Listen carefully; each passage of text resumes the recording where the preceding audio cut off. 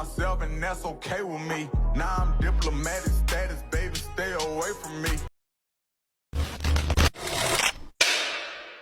Halo sadayana, Wilujeng sumping karena podcast hirup di balik catwalk.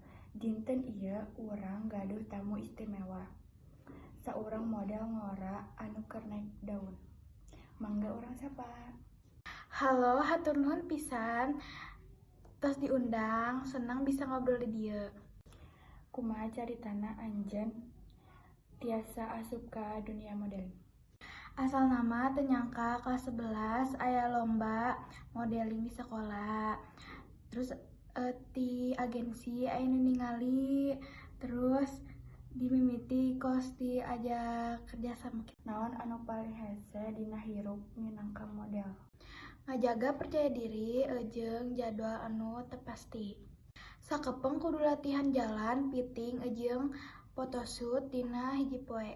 Aya teu nu pengalaman nu berkesan salilana jadi modeling? Aya pisan waktu sahiji nampilkeun baju desainer Sunda modern. Rasana bangga seneng kacida. Sabab bisa mawa budaya urang ka panggung.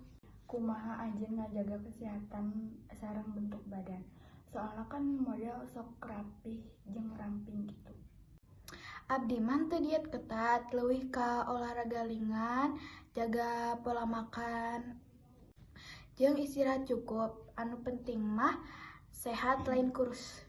Saha inspirasi anjeun dina dunia modeling? Inspirasi abdi aya Chandra, model Sunda oge anu mingdep tampil di luar negeri. Hatur nuhun pisan obrolan inisiatif pisan.